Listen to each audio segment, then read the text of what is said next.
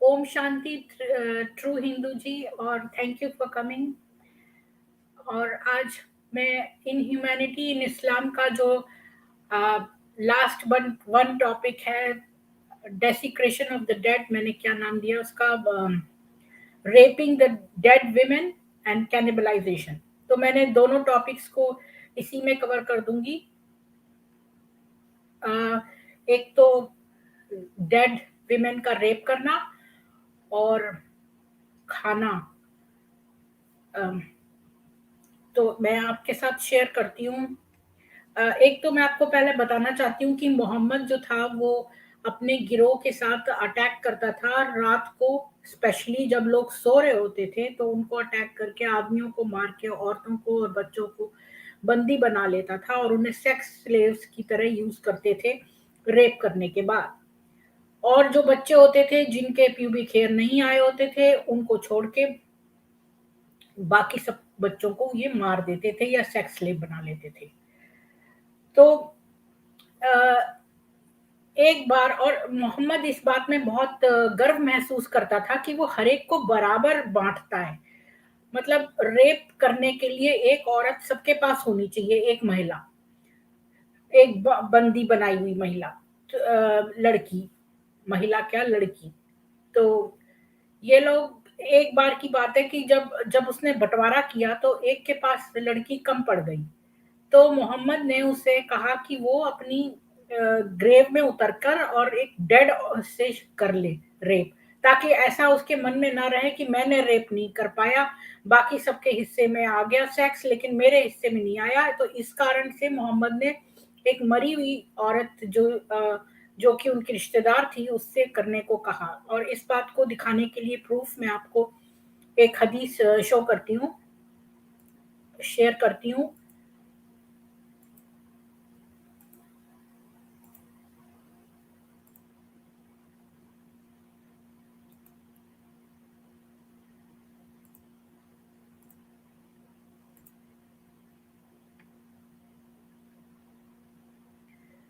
तो ये है बुखारी की वॉल्यूम 2 की बुक 23 की number 374, narrated by Anas bin Malik.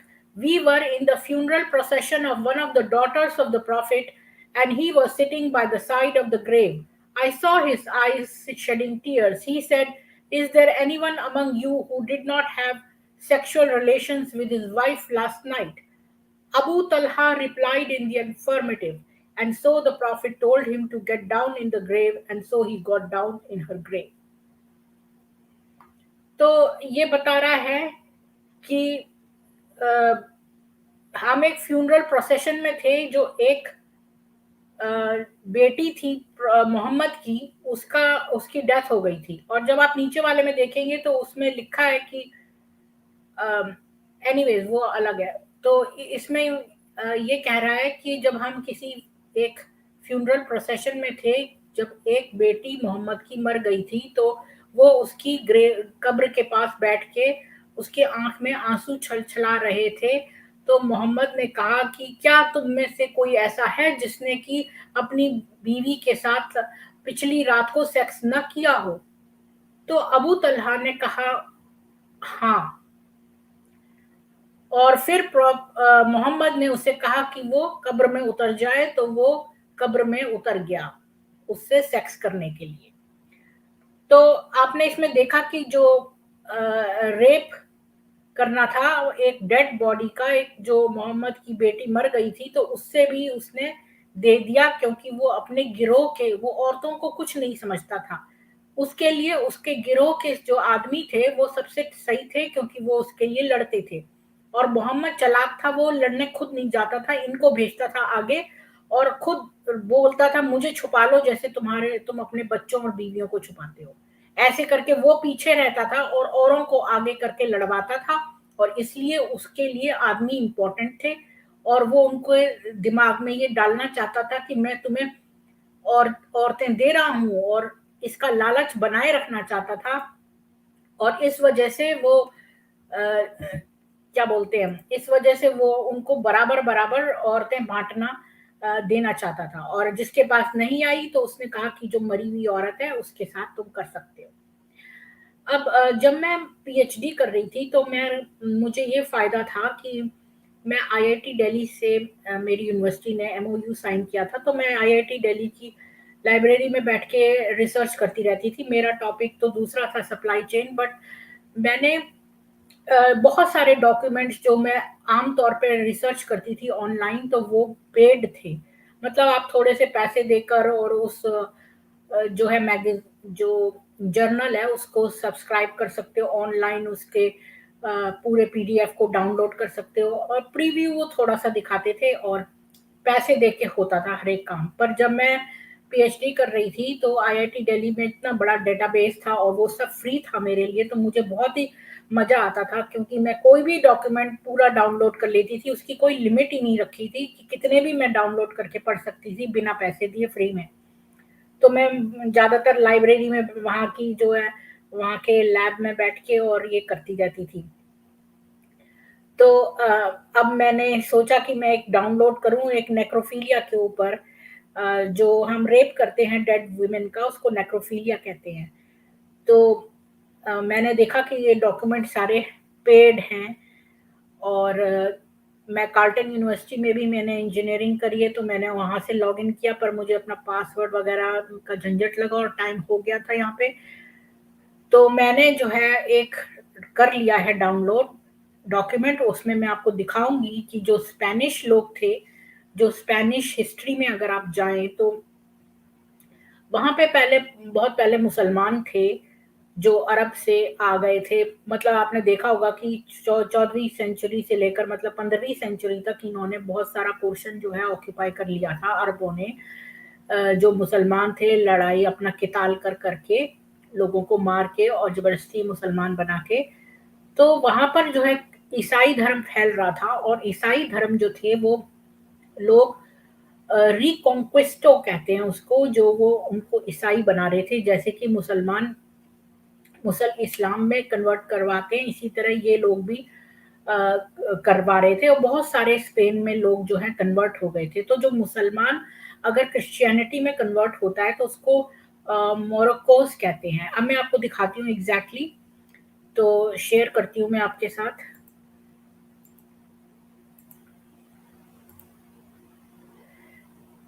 तो आप ये अगर देखें तो आपको ये मिलेगा, sin and redemption, women's body necrophilia and Spanish Islam. ये आपको कॉन्फ्लुएंसिया नाम के जो है उसमें मिलेगा। एक जर्नल है कॉन्फ्लुएंसिया, उसमें बहुत सारे जो हैं स्कॉलर्स रिसर्च अपनी लिखते हैं। उसमें एक है मिगेल एंगल वैक्स वास्क्वेज, उसने लिखा है ये, और ये 12 पेजेस का आर्टिकल है, और ये इसका वेबसाइट है। और इसमें जो है उसने ये आर्टिकल लिखा है, sins and redemption women body necrophilia in Spanish Islam. और ये मैंने इसलिए लिया है क्योंकि इसने ओरिजिनल जो है 14th और 15th सेंचुरी डॉक्यूमेंट्स जो हैं उनसे डिराइव किया है सब कुछ, और उसका रेफरेंसेस दिए हैं। तो ये तब बता रहा है कि जब लेट 15th सेंचुरी थी और अर्ली 16th सेंचुरी, तो कैसे क्रिश्चियन कन्वर्ट्स थे, उनको मोरिस्को कहते थे, मोरिस्को। और ऐसे में बहुत सारे मोरिस्को होते थे, लेकिन एक आदमी जो था उसका नाम था उमर बिन खत्ताब।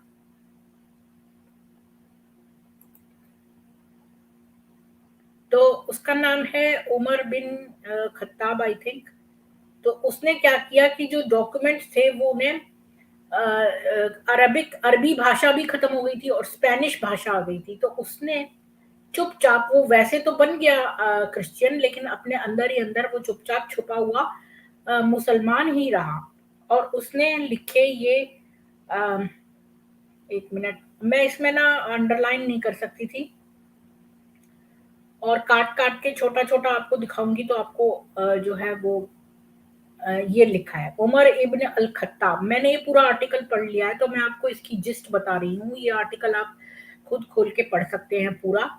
वो खलीफा होता था सेकंड नंबर पे, और उसने क्या किया कि चुपचाप जो है वो ये हदीथें जो थी, जो सही अच्छा, इस्नद क्या होता है? ये होता है कि चेन ऑफ नरेशंस, कि इसने उससे कहा, उसने उससे कहा, और वो मोहम्मद तक जाना चाहिए, तो वो इम्पोर्टेंट है। और आपको पता ही है कि जितनी भी हदीसें हैं जो सही करके हुए हैं वो ऑथेंटिक हैं। तो इसमें वो ये बता रहा है। तो उमर इब्न खत्ताब जो था उसने क्या बोलते हैं, सारी हदीसें जो थी अपनी जो काम की वो लिख के अपने अपने घर के टाइल्स के नीचे छुपा दी। तो जब क्रिश्चियन लोग आए तो उनको ये नहीं मिले और ये आगे तक चली जाए।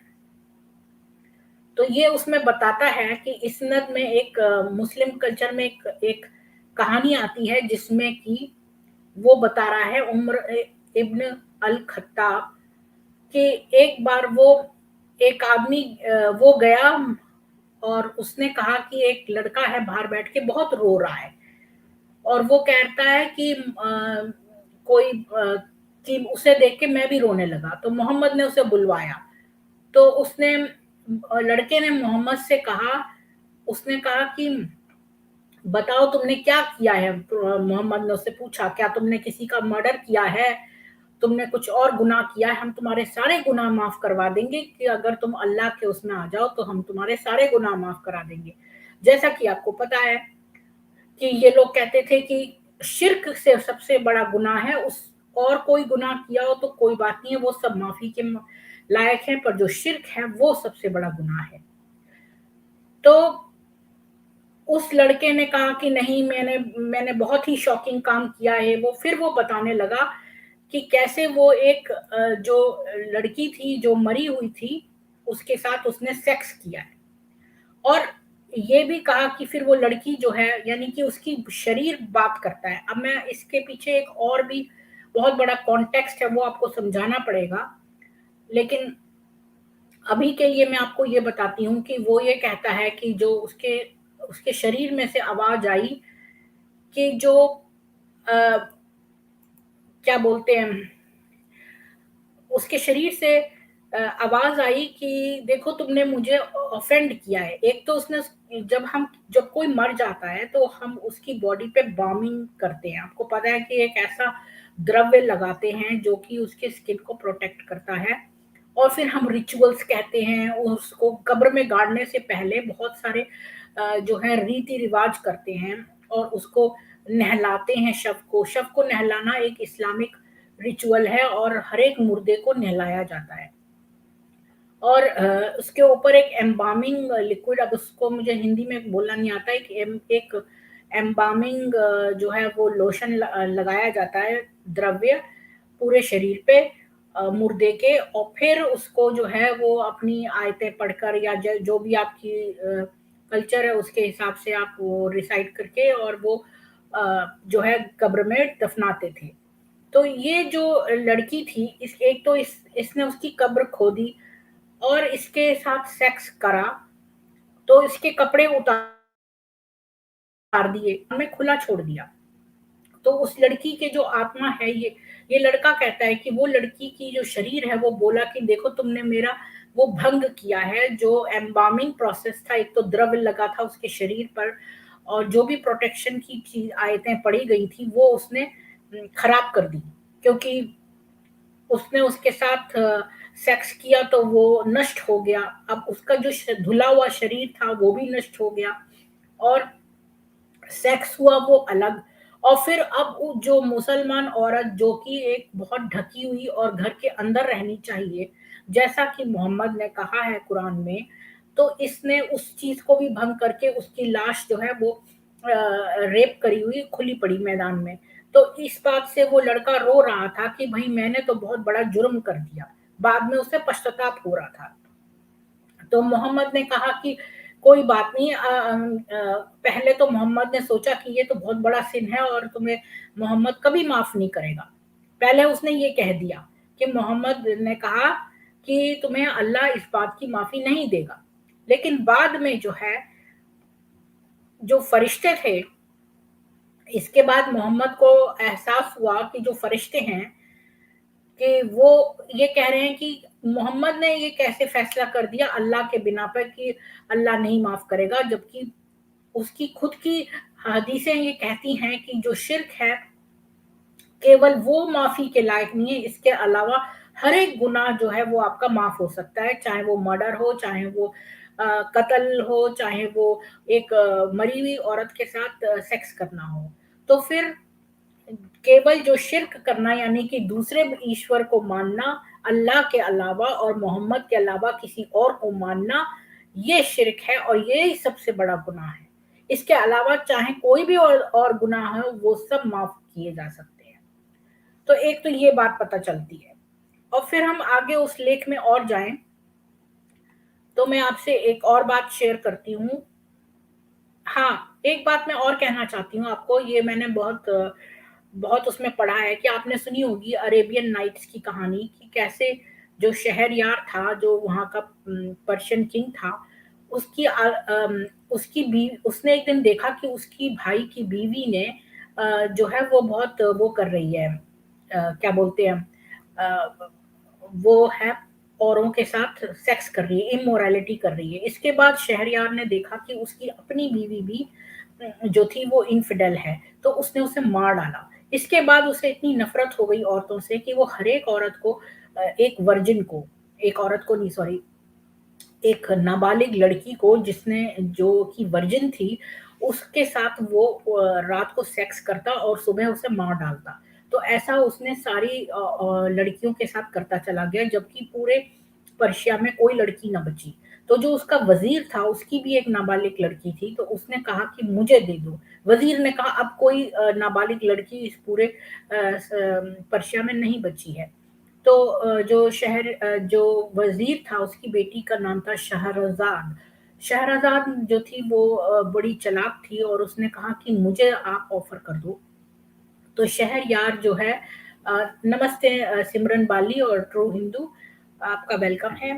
तो जो तो आपने ये सुना होगा कि फिर जो शहरजाद है वो चली गई उस शहरयार के पास, और जब उसने उसे कहानी सुनानी शुरू करी, और वो उसे जिन्नों की और कॉमेडी और बहुत तरह की सेक्सुअल इरोटिका और इस तरह की कहानियां सुनाती थी, और पूरी कहानी पूरी नहीं सुनाती थी। जब उसका इम्पोर्टेंट मोमेंट आता था तब वो उसको खत्म कर देती थी। तो अगले दिन वो उसका एग्जीक्यूशन टाल देता था कि भाई इसका आज नहीं, मैं इसको मरवाऊंगा अगले दिन। ऐसे कर करके 1001 नाइट्स तक। तो ये है अरेबियन नाइट्स की कहानी, आपको पता होगी। तो वो 1001 नाइट्स तक जो थी वो कहानी सुनाता रहा, कहानी सुनाती रही सॉरी, और उसकी एग्जीक्यूशन टलती रही, और फिर उसके एंड में उसने उसको मार डाला 1001 नाइट्स के बाद। और कुछ वर्जन्स कहते हैं कि कुछ और हुआ और ये वो। तो एनीवेज, तो मैं मेरा टेक इसमें ये है, एक तो इसमें इससे ये पता चलता है कि जो वुमेन की बॉडी है वो सेक्स बोलती है। जो अरेबियन वुमेन है, जैसे कि आदमी बहुत सेक्सुअल नेचर के होते हैं, इसी तरह औरतें भी उसकी जो है उनकी बॉडी ही बोलती है।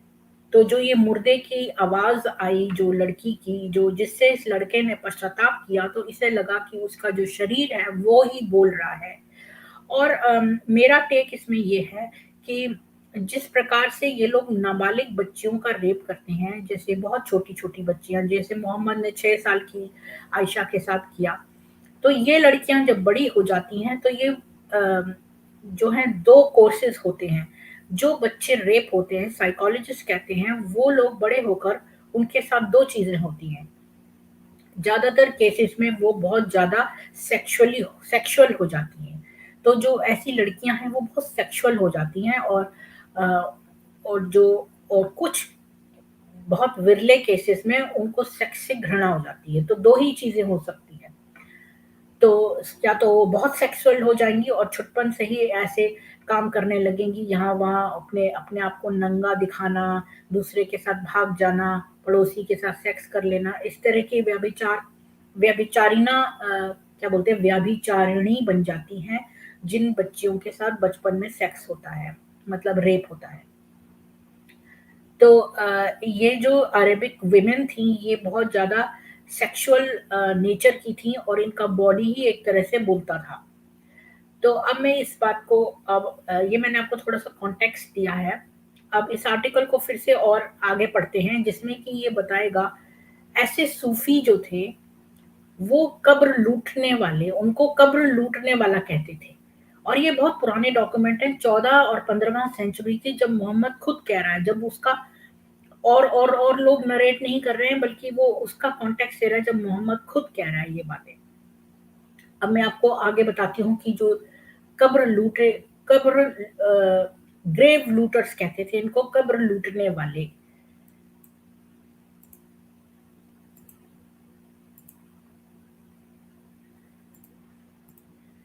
तो अब हम यहाँ तक चले थे। अब ये बता रहा है कि उस लड़के ने, वो कहानी थी उस लड़के की कि उसने जो है न केवल उसको सेक्सुअली पल्यूट किया, सेक्सुअल पोल्यूशन किया, बल्कि उसके डेथ राइट्स जो थे उनको भी रिचुअल पोल्यूशन किया। मतलब दो तरह के पोल्यूशन, एक सेक्सुअल पोल्यूशन और दूसरा रीति रिवाज का पोल्यूशन, क्योंकि उसकी जो एम्बामिंग थी और वो सब खराब कर दी थी। और जो क्लासिकल इस्लाम है वो भी कहता है कि मुसलमान औरत जो है वो ढकी हुई होनी चाहिए, और उसने उसको ऐसे छोड़ दिया था।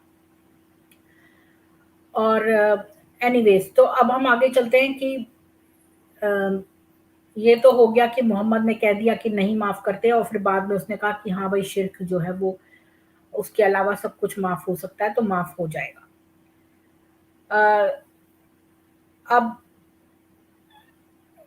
Y such an act is necessary in the story, ये भी देखते हैं कि इसका जो है ओरिजिन।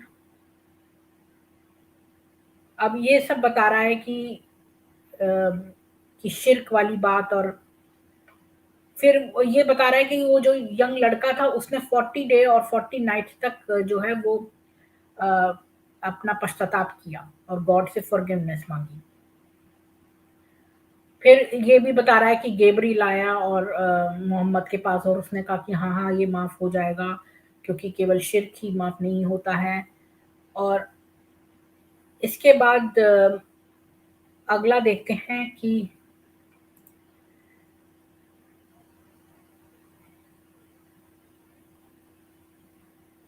मोरिस्को पीरियड में, यानी कि जो मुसलमान क्रिश्चियन बन गए उस पीरियड में ही डार्क आवर्स थे। और ये मैन्युस्क्रिप्ट में लिखा है ये, और इसका ये ट्रांसलेशन है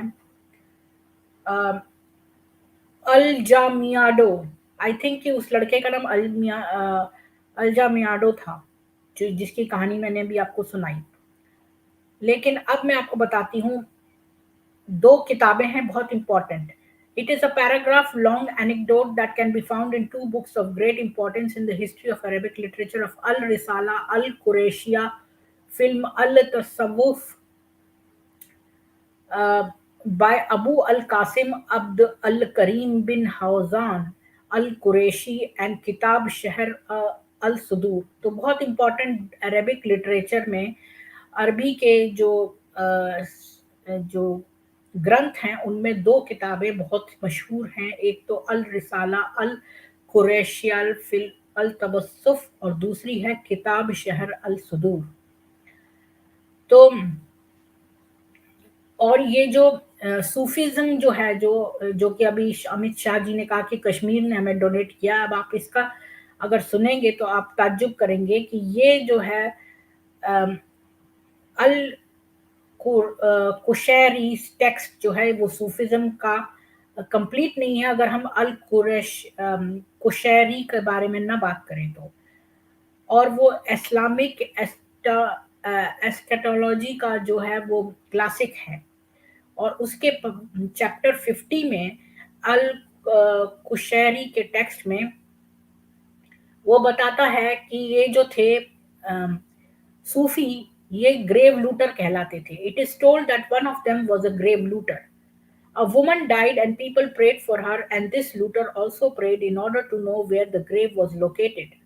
Then late at night he excavated the grave, and she said, "Praised be Lord, a God, praised be God, a man who has been forgiven is stealing the shroud of a woman who has been forgiven."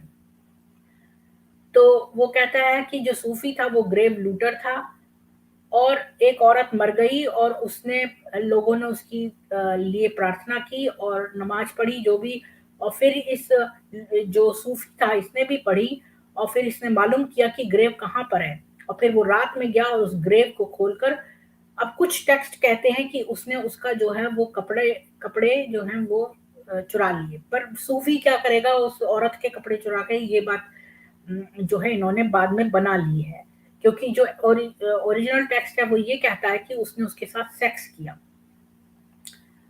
तो अ, क्योंकि इसमें लिखा है आगे कि कई जगहों पर लिखा है कि उसके कपड़े चुरा लिए, पर कई जगहों पे लिखा है कि उसने उसके साथ अ, जो है सेक्स किया।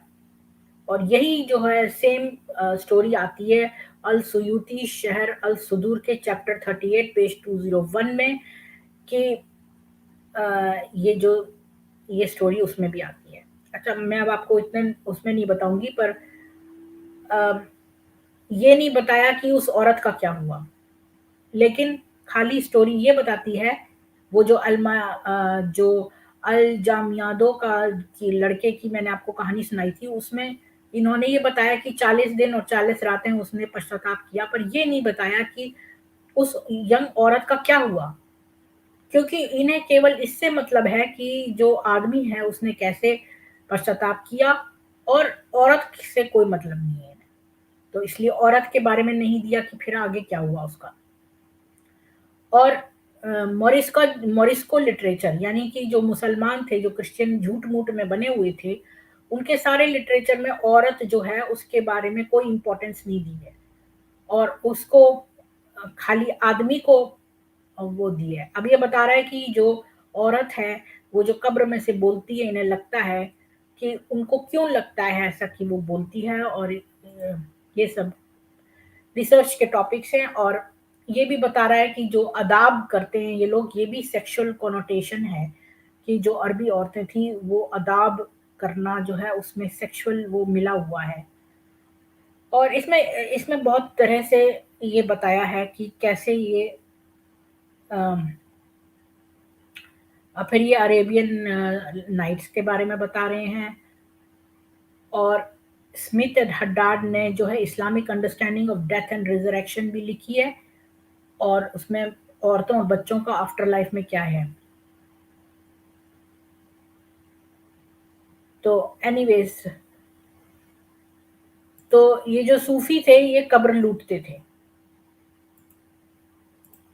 तो अम, और इन ये लोग जो हैं इन्होंने बाद में उसको लगा दिया कि भाई ये तो उसके कपड़े चुराते थे, लेकिन वो औरतों के कपड़ों का क्या करेंगे, वो तो आदमी थे, और ये सब नहीं उसमें लिखा। जैसे कि इन्होंने मारिया कितबिया जो थी वो उसकी हफ्जा की नौकरानी थी, जो मोहम्मद था उसकी बीवी थी हफ्सा। तो एक दिन हफ्सा को उसने कह दिया कि तुम्हारे पिता बुला रहे हैं, और उस पीछे से उसकी नौकरानी के साथ बलात्कार किया। और फिर वो वापस आई हफ्सा, तो उसने इन दोनों को अपने बिस्तर में पकड़ लिया। तो फिर उसने कहा मोहम्मद से कि तुम अभी से इसको पर अपने आप को हराम कर दो। तो मोहम्मद ने उससे वादा किया कि वो ऐसा नहीं करेगा, और फिर उससे उसने वादा तोड़ा और फिर से ऐसा किया। तो इन लोगों ने उस कहानी को झूठा बना के बाद में ये कह दिया, भाई उनके मुंह में शहद लगा था और उससे बड़ी बदबू आती थी, और ये कहा था कि शहद से हराम कर लो अपने आप को, और मरिया कितबिया को गायब करके उसकी जगह शहद लगा दिया, और कहने लगे कि शहद के बारे में लिखा है। एक तरफ तो कहते थे कि उनके पसीने से बड़ी खुशबू आती थी, उनके मलमूत्र से बड़ी खुशबू आती थी, और अब कहते हैं कि उनके मुंह में से बदबू आती थी। एनीवेज, तो जो है ये लोगों ने बना लिया कि जो सूफी था वो कपड़े चुराता था औरतों के, जबकि वो औरतों के साथ सेक्स करता था। और ये भी हमने देखा कि मोहम्मद ने खुद अपने एक जो था आदमी, उसको ये कहा कि तुम उतर जाओ, अपने गिरोह के सदस्य को बोला कि तुम इसमें उतर जाओ, और उसकी बेटी जो थी, जो अभी जिसकी हाल ही में डेथ हुई थी, मतलब मर गई थी वो, तो वो उसके कब्र में उतर के उसने उसके साथ सेक्स किया। अब ये हो गई डेथ ऑफ मतलब रेप ऑफ डेड विमेन, जिसको नेक्रोफिलिया बोलते हैं। और अब हम चलते हैं कैनिबलाइजेशन में। तो मैंने ये दोनों टॉपिक अलग अलग करने की बजाय एक ही में कर दिया है। कि पुराने जो है वो मैंने एक और जर्नल पढ़ा है और उसमें ये था कि जब पुराने समय में मुसलमान डराने के लिए क्रिश्चियंस को दोबारा से मुसलमान बनाने के लिए उन्होंने क्या किया कि आदमियों का मीट पकाना शुरू कर दिया जो मुसलमान नहीं बने और मीट बना के वो उनको डराते थे कि अगर तुम ऐसा नहीं करोगे तो तुम भी इस तरह खा लिए जाओगे। तो ये दिखाया उसने।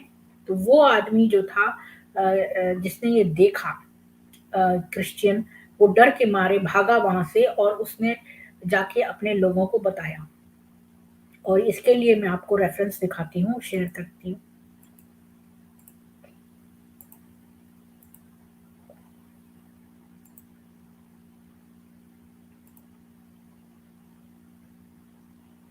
तो इसकी जो वेबसाइट है वो है नेशनल रिव्यू .com और 2018 का ये जर्नल है और ये इसके रेफरेंस है।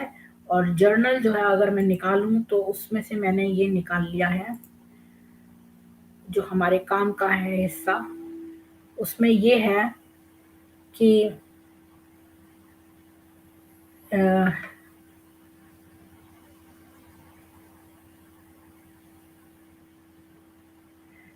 कि जो इन्वेडर्स थे मुसलमान वो अ, जो मुस्लिम क्रॉनिकलर है जो अल हक्काम जो न्यूज़ लिखता है वो कहता है कि वेस्ट में इतना ब्लडी बैटल नहीं हुआ जितना कि ये था क्योंकि मुसलमानों ने अपने जो है विड्रॉ नहीं किया 3 दिन तक क्रिश्चियन से और इन्वेजन जो है वो स्पेन में चला गया इन मतलब स्पेन तक आ गया अ, और अल्लाह ने उनके जो है हार्ट में जो है वो टेरर यानी कि दहशत पैदा कर दी थी और ये टेररिज्म के बारे में लिखते हैं कुरान से ये भी बताते हैं चैप्टर 3 वर्स 151 और कुरान का चैप्टर 8 का वर्स 12।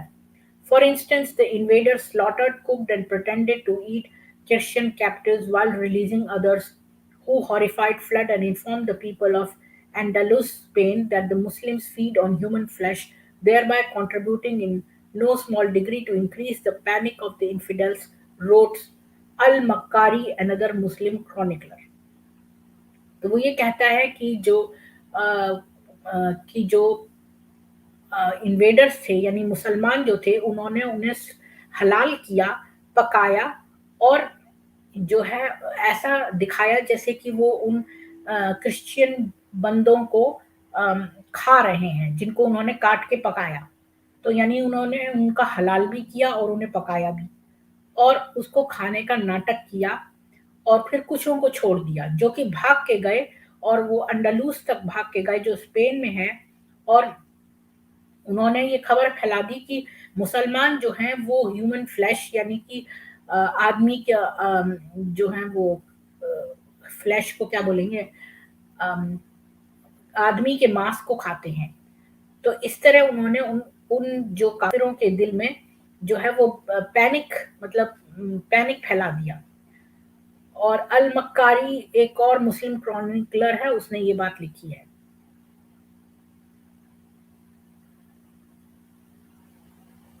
तो ये आपने देखा कि ये जो है ये लोगों ने जो है क्रिश्चियंस का को हलाल किया और उन्हें पकाया और उन्हें खाने का नाटक किया ताकि जो है लोग ये समझें और कुछों को छोड़ दिया ताकि वो भाग के गए अंदलूस तक और उन्होंने सब में खबर फैला दी कि मुसलमान तो आदमियों का मांस खाते हैं। इस तरह उनके दिलों में दहशत पैदा कर दी। तो इस तरह से ये करते थे और मैंने ये भी एक सुना है कि जो कश्मीर में एक्सोडस हुआ 1990s में तो उसमें एक लेडी थी लड़की थी उसे इन लोगों ने काट के मैंने उसका रेफरेंस ढूंढा पर मुझे अभी इतनी जल्दी मिला नहीं पर मैंने मुझे पुराना याद है मैंने वो पढ़ा था उस लड़की के बारे में कि कैसे इन लोगों ने काट के उसको खा लिया एक्चुअली में खा लिया। तो अब मैं कोई प्रश्न है आपके ट्रू हिंदू और सिमरन वाली तो मैं आपको जो है वो आपके आंसर कर सकती हूँ आप ऑनलाइन भी आ सकते हैं।